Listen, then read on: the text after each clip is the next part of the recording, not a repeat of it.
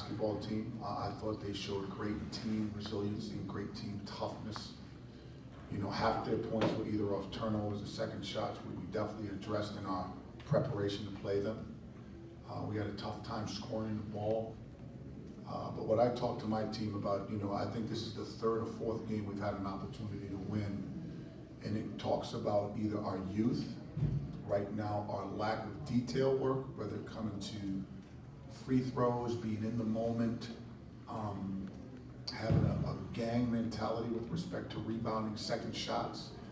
It's the second game where we've lost a game coming down the stretch on that, you know. Proud of our players, you know, I'm really, really proud of our players for how hard we fought. You know, you're playing against a great, great team. I mean, our crowd, what can you say? I mean, our crowd was unbelievable. I think they willed us a lot today. They did. They would not let us give up. But at the same time, which is what I told my team there, that there are no moral victories. There are 0 moral victories. They give you 18 opportunities in this league to try to make your run, and you know we're getting to a critical point here, a make or break on you know the type of season that we want to have. You know, the teams are jumbled up in our league. I hurt for our fans. I hurt for our players.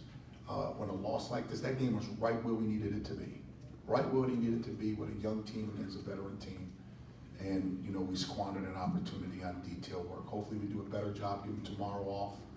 Come back Friday. We got, you know, this is our first bye, of which we need right now.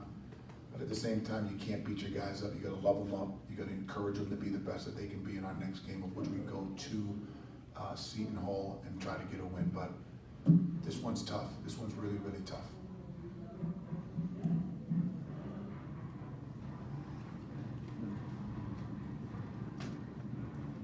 Somebody have a question?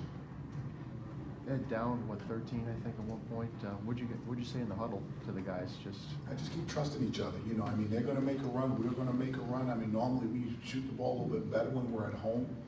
I think the one thing Villanova is totally underestimated about is how tough defensively they are. You know, everybody talks about their three-point shooting.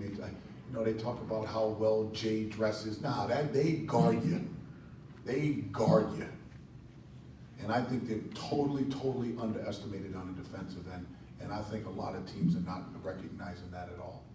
You talk about Alpha Diallo. He's the only player on your team in double figures. He's coming along. He's a freshman who's getting his legs underneath him, getting a little bit more comfortable on the floor.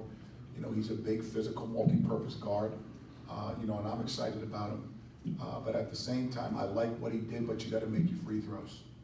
You know, I mean, you're on that stage. It's a reason why you recruited to this level. You live for those moments, guys. You know, you live for those moments. You dream about those moments. You know, being on a free throw line, sold out house, national championship team in your building. Yo, you got to deliver on that one. It's tough. How is Emmett Holt? He was able to come back in. Is that a He's type of thing? A little bit. I mean, he's a tough kid, man. He's a warrior. He's a warrior, and I'm really proud of him. We could have used him a little bit more healthy down the stretch, but he tried. Give him a lot of credit. He went out there and he fought his tail off. You know, great game though. I mean, great college basketball game. Again, definitely want to commend our crowd. Our crowd was unreal today. Sensational. At the offensive set where Brunson got the steal and the run out there in the last minute, what were you hoping to see there?